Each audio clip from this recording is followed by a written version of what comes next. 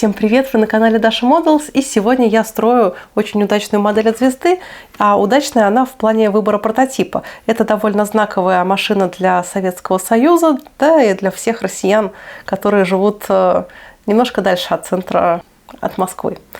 И этот внедорожник есть практически, наверное, в каждой деревне, его кто-нибудь точно видел. А также эта модель получилась очень удачной в плане сборки.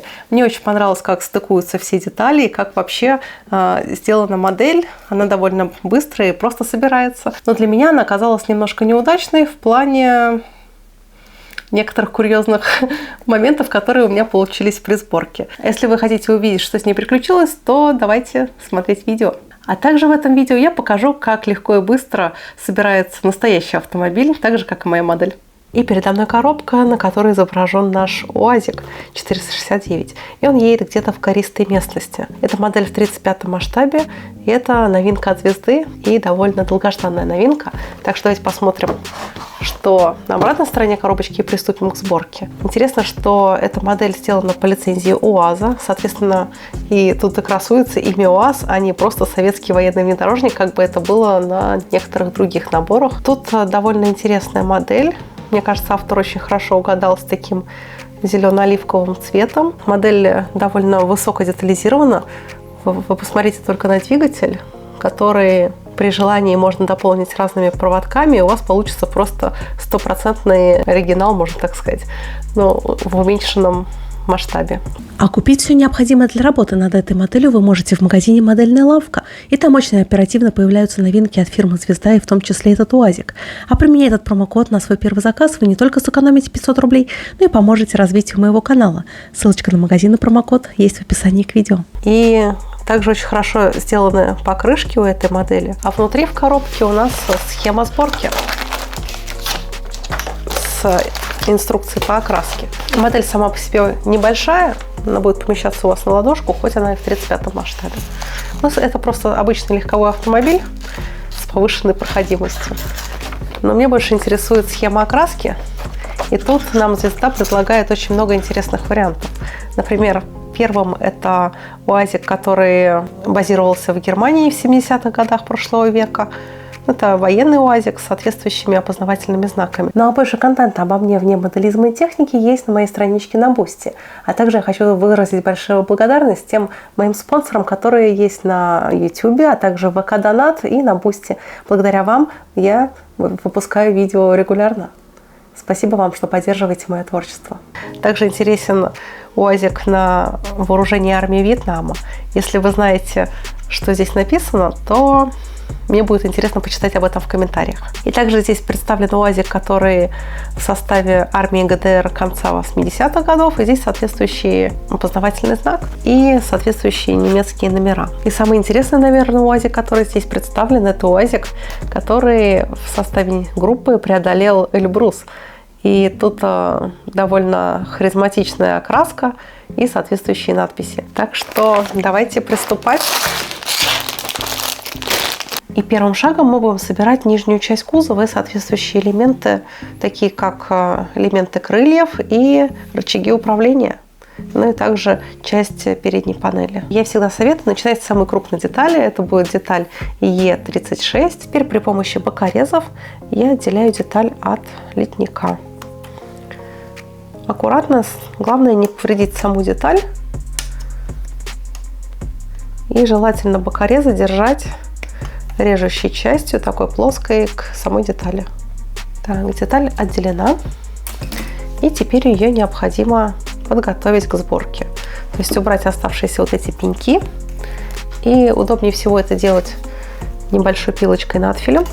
И эта деталь у меня подготовлена. Теперь я к этому основанию кузова буду приклеивать эти два элемента. И это детали B26 и B28. Ну, латинские B, русские В, кому как удобней. И мне нужно взять, соответственно, рамочку с буковкой Б. Это она, вот она. И найти на ней детали 26 и 28. Вот эти две детали. Я их также аккуратно освобождаю при помощи бокорезов. И тут нам звезда показала небольшую сносочку, что нужно нам нашу деталь перевернуть и установить на выступы. Значит, вот этот выступающий элемент нужно вставить в соответствующее отверстие и упереть на вот эту подножечку. Когда мы убедились, что деталь должна стоять именно тут, именно так, ее можно приклеить. То есть никаких зазоров быть не должно. Я использую специальный модельный клей. Вместо контакта двух деталей промазываю им. Вот так у нас получается, видите, соединение, как будто так эта деталь и вылета. И следующим шагом я буду приклеивать, наверное, ручки управления коробкой передач. И я подготовила эти маленькие ручки управления, и теперь готова их поставить на свое место. Значит, она встает в это отверстие. И вы тут не ошибетесь, она имеет форму полукруга, и, соответственно, такую же форму имеет и штырек. Их надо сопоставить. А сейчас я перехожу к установке подшага номер 1Б. Это вот эта деталь, и она встает вот в это место. Промазываю место соединения клеем. И, кстати, с клеем нужно тоже быть аккуратным и стараться не капать на видные места, так как клей разъедает пластик, и останутся неприятные разводы, которые можно будет убрать после высыхания. А теперь я перехожу к установке боковых панелей. Тут нужно тоже сориентироваться. Есть небольшие вот такие штырьки, и должны быть под них специальные углубления. И теперь я также промазываю место соединения клеем. Кстати, на этом этапе вы можете посмотреть, насколько классно проработано днище автомобиля. Такое не у каждой модели можно увидеть. И я собрала раму и двигатель. Теперь я буду клеить к раме мосты. И начну я с переднего моста. У этого моста есть рулевая балка. И встает он на штырьки. Вот 2 штырька и 2 отверстия. На отверстие я нанесу клей. И поставлю на рессоры. Видите, на этом автомобиле очень легко изучать устройство автомобиля. Потому что он очень прост и понятен.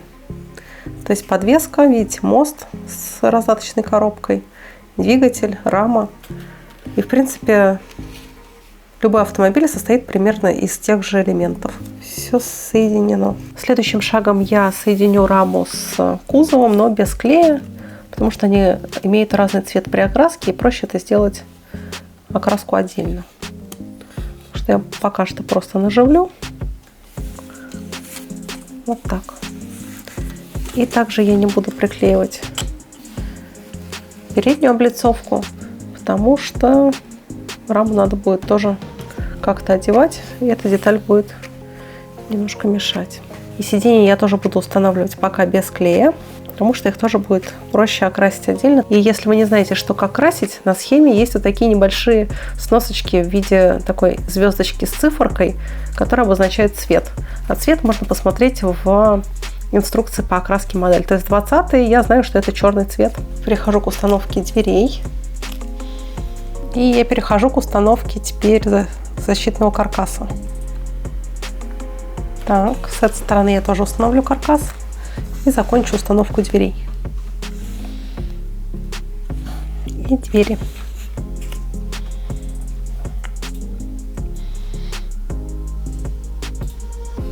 И теперь я устанавливаю верхнюю часть каркаса.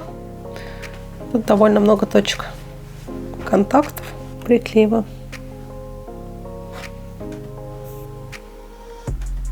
И капот. Капот я тоже тогда пока приклеивать не буду, потому что хочу, чтобы это соединение было идеальным после окраски автомобиля. И все, сборка закончена. Сиденье и также выхлопная система тоже пока не приклеиваются. Начала я окраску УАЗика с грунтовки, и раму я буду грунтовать новым грунтом от Gemscale. И у него, судя по заявлениям производителя, очень мелкий пигмент, и он не должен нарушать рельеф вашей модели. Но я обнаружила недостаток, он чересчур жидкий, так что его приходится наносить в 2 слоя.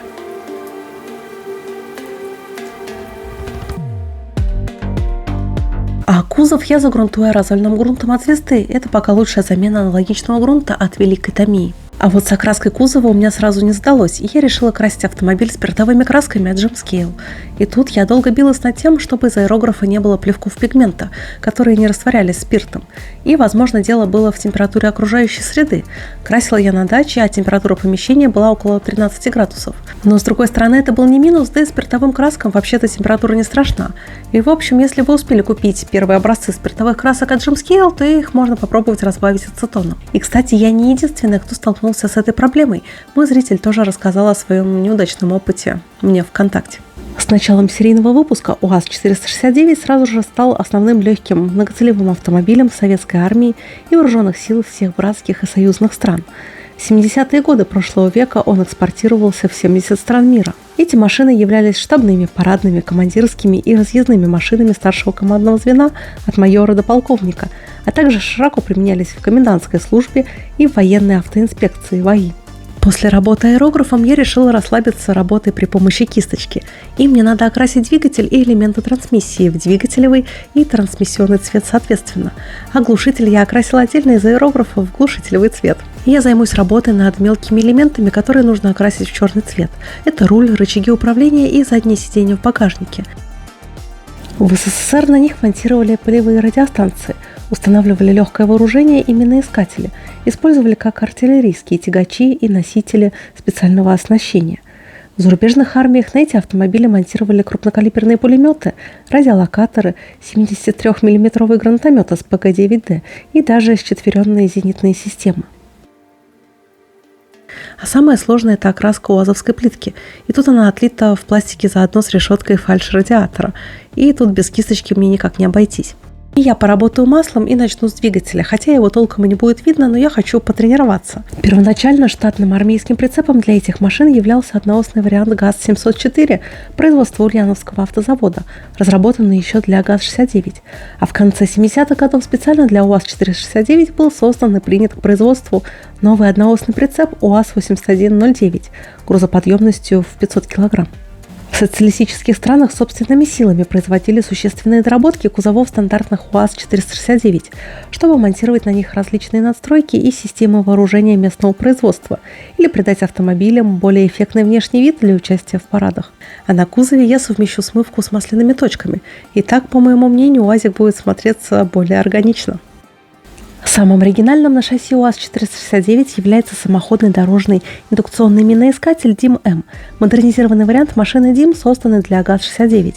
Он снабжался поисковым индукционным сканирующим устройством на вынесенной вперед трубчатой раме с двумя колесами, управляемыми оператором из автомобиля при помощи второго рулевого колеса. При обнаружении мин разных типов в металлических корпусах на глубине до 25 см оно посредством пневматических приводов от встроенного компрессора включало сцепление и приводило в действие тормоза машины. Непосредственно обезвреживанием мин занимались 4 сапера с миноискателями, щупами и другими средствами, размещавшимися на задних сиденьях. Ширина проверяемой полосы составляла 2,2 метра, а рабочая скорость 10 км в час.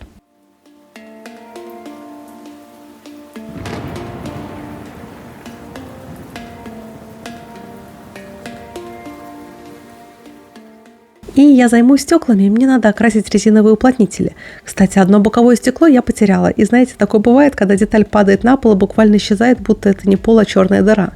И мне пришлось изготовить стекло из подручных средств. А какое именно стекло у меня пропало, вы можете написать об этом в комментариях под видео. Приемом сухая кисть я выделю рельеф УАЗа и начну я с днища, а для кузова я буду мешать цвет из нескольких оттенков зеленого масла. А носить сухую кисть я буду кисточкой для сухой кисти, и как бы это парадоксально ни звучало, это кисточка от фирмы Miniwar Paint.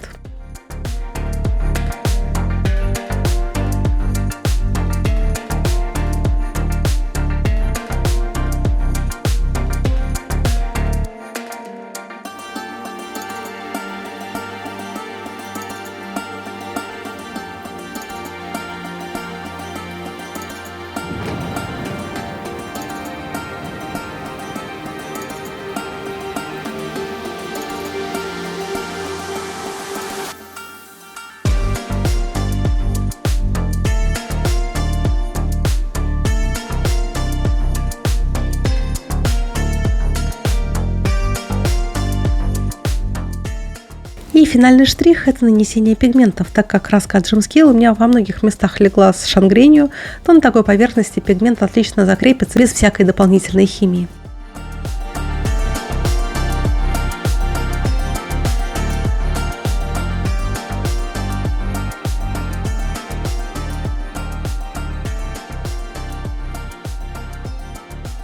И вот такой у меня внедорожник получился, немножко грязный, как и положено всем внедорожникам, потому что его стихия – это бездорожье, пыль, грязь и разнообразный брод.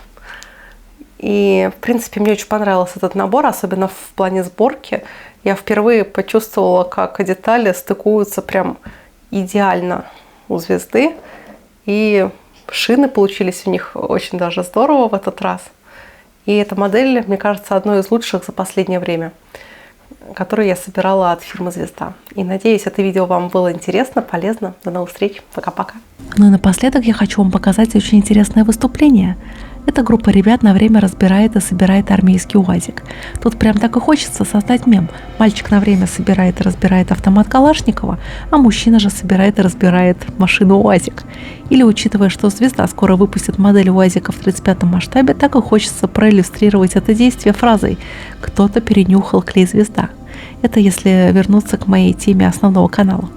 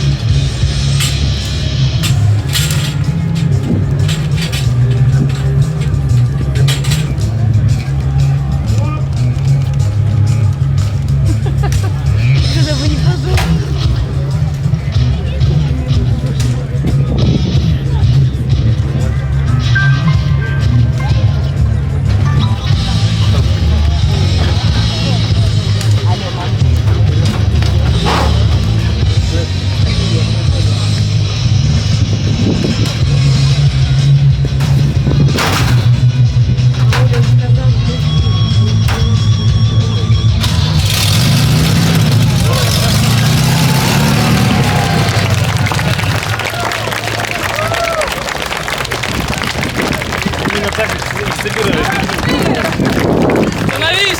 Равняйсь! Смирно! Вольно! Разойдись! Разойдись!